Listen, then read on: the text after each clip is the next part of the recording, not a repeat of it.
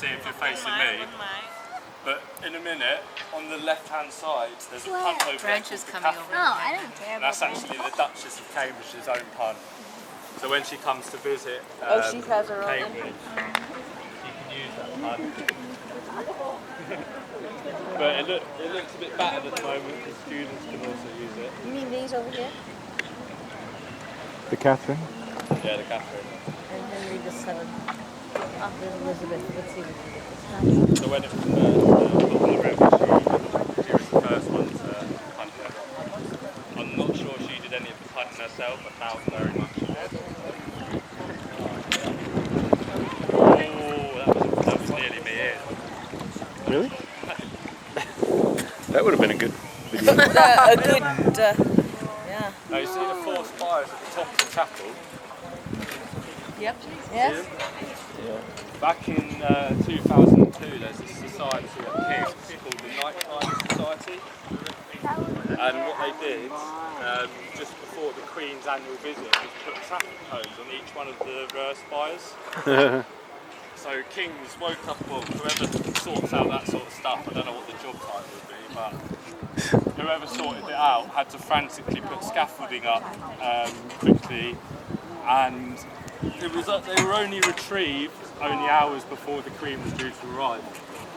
These night climbers have also put Santa's hats and Union Jack flags on top of the spires as well. Wow. They're quite a notorious and famous society in Cambridge Uni for being a bit mischievous.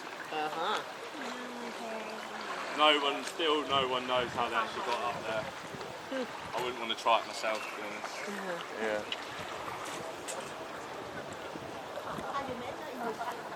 Sorry? How do we what? Am I a major in history? I don't actually study history, I had to learn all this. This is actually my first week. I'm normally the annoying one selling the tours on It's good for you then. but the guy who normally does this is ill, so he's been ill all week. So I've had to step in, learn at the weekend. I luckily already knew how to punt, so it was a bit helpful already. But Yeah. So it's kind of all new to me.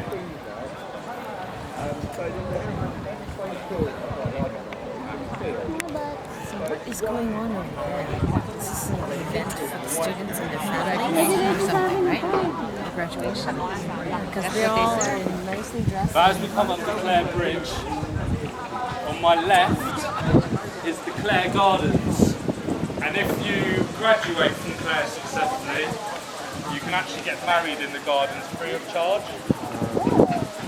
So it's quite a nice place to get married. When all the Mayballs aren't on, they're actually really nice, and at night time they're all lit up and stuff like that, so they actually look really nice.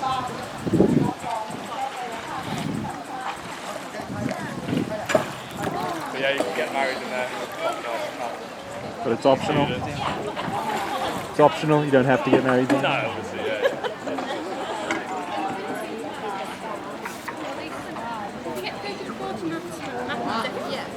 Yeah. Because like when I I'm went on coming maths up on camp, my right hand side, just past the wall and the flowers, is Trinity College. There's this one over here.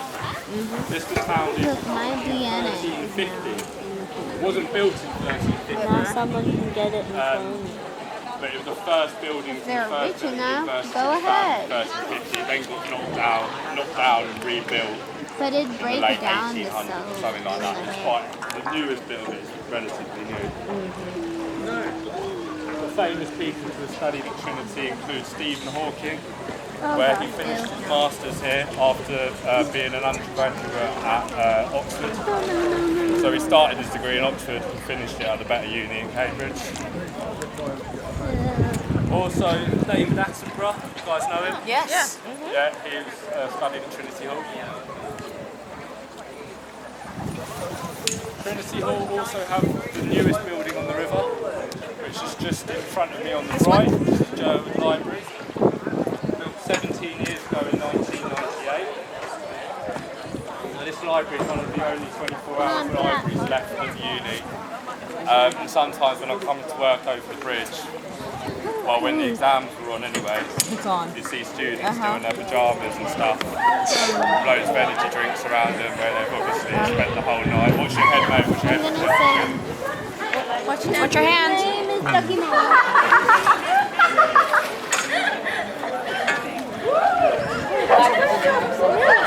Push it off.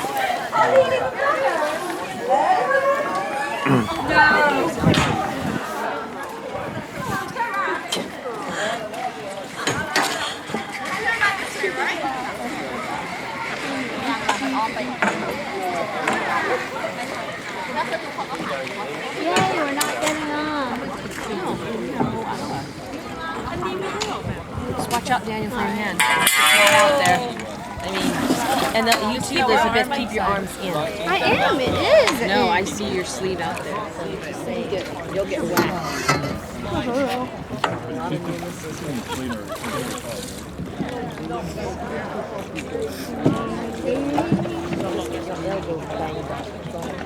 Oh well. I'm always hurt.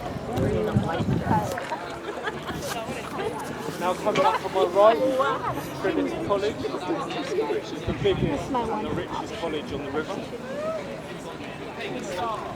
Yeah, Trinity College was founded in the 1500s by King Henry VIII, and that's why it's such a rich college. It also is also the 4th biggest landowner in the UK, behind the Queen. Behind the Queen, the military and the National Trust. So it's a very wealthy college. It also owns stakes in Tesco's, owns all the land that the O2 Arena in London's built on, I feel very and also owns land in Manhattan in New York. It also owns a lot of the housing and land in Cambridge, so it's quite another thing is that if you wanted to travel to London, you could travel to London on just Cambridge land and Oxford land. There is a way of doing it. I don't know which route would be, but there is a way of travelling to London, not just Oxford and Cambridge land. Now on my right hand side, just past the willow tree, is once where Isaac Newton's apple tree, where he discovered the first laws of motion, was planted. It's not there now, obviously, as he died quite a few years ago. But this is where it was, right? That's the Right gardens where it was planted, yeah. Huh. This is where it all. Trinity say that they basically Trinity have got an apple tree in the front of the university, or in their gardens, and they say that they used the seeds from Isaac Newton's apple tree to plant theirs in the front. I don't know if How much it's is true. that? Yeah. That's what they say, that's what they claim. You're on my shoe. Now the building on my right is the Wren Library. This was built by Christopher Wren. It holds over 75,000 books. And all the books are on the first floor of the library, so if the riverbanks were to break, then none of the books would be destroyed. Famous books that are in the Wren Library include first copies of Shakespeare, including A Midsummer Night's Dream.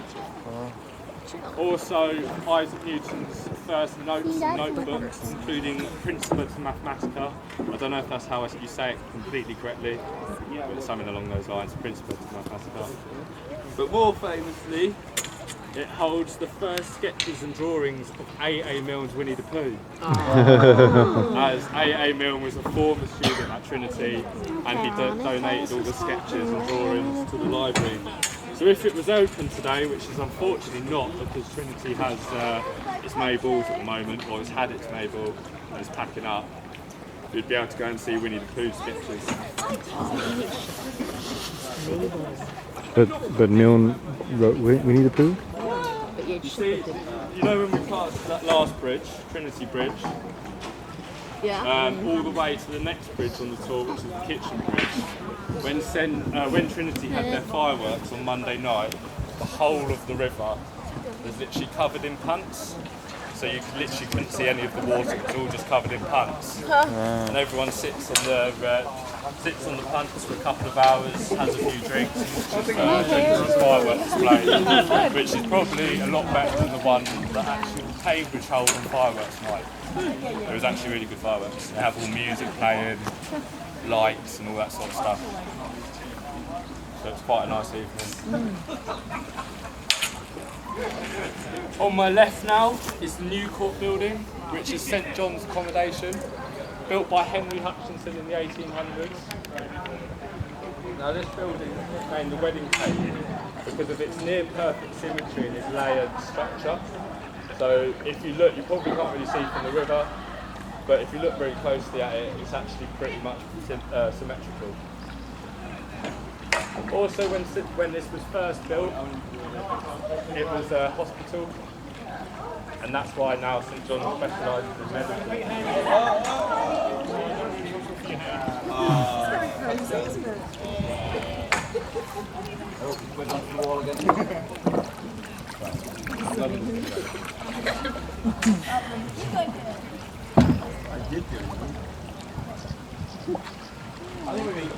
Picked the right time to come. It's actually really quiet.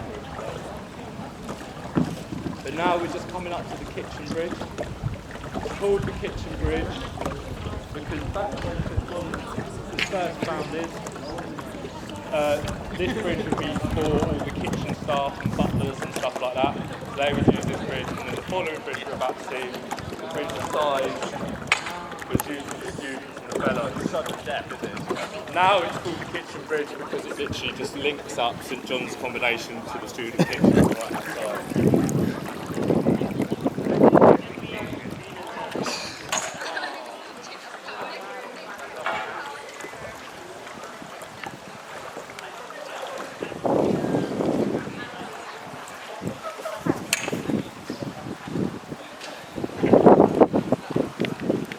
Also, some people also use this bridge to show off a little bit, and if they're a good punter, what they'll do on their tour is they'll climb up on the bridge. Oh, go over and come down. Back and jump. Some guy did it earlier actually, I was well impressed. I'm definitely not trying it for you guys. Oh, that's pretty. I don't want to be drinking the can today. Look behind you, Mike. Now coming up in front of me is the bridge side, probably the most famous bridge on the tour. Now there are 3 other bridge sides in the world. This one's modelled on the bridge side in Venice. Now the bridge side in Venice is called the bridge side because it's an executioner's bridge. And it said that prisoners would let out a last sigh just before they're about to get executed. There's also a bridge side in Las Vegas, which is obviously a lot less famous.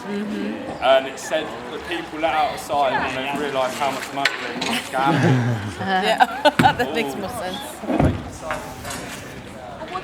There's also the 4th bridge side, which is in Oxford, and it said students let out a sigh when they realised they chose the wrong uni and should have taken it. And the bridge side in Cambridge is called it because the exam room is there. Yeah. And it said students let out a sigh when they finish their exams and they walk over the bridge. We're now doing our second turning, we're heading back to the start. What do you want me to do with this one? What's this building? Which foot? This is said that's Newport. Oh. It's all part of Newport. You mean where we put it here?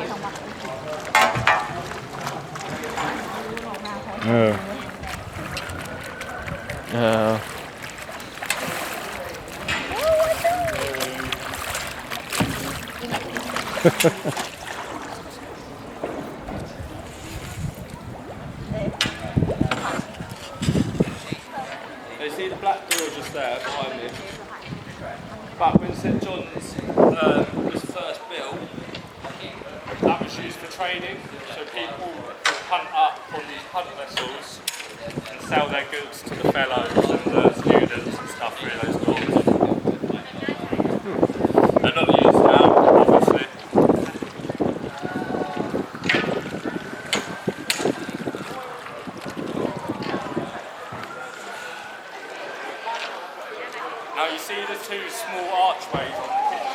to the left and the right. Turn around and see on the left and the right the two smaller ones. Yes. No, I know. This is where students create something called limbo punches. Right, Yes. go under a pole Yeah. like that. Under a So at night when students hire out punts, get a little bit too drunk, they try this limbo punting, and this is where most of them fall in. They realise they're a bit drunk to do it. Yeah.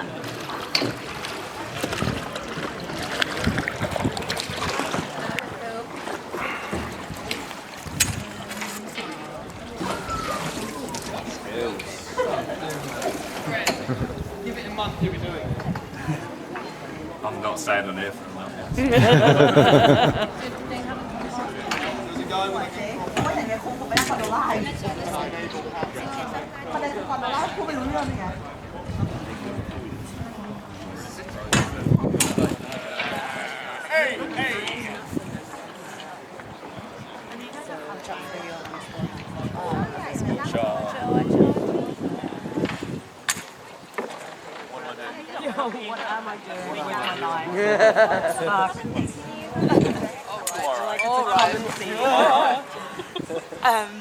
Yes, I'm visiting my brother.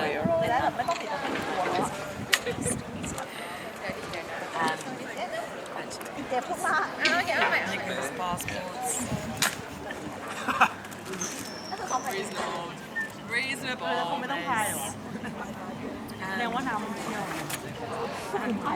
Yeah, so that's what I'm currently doing.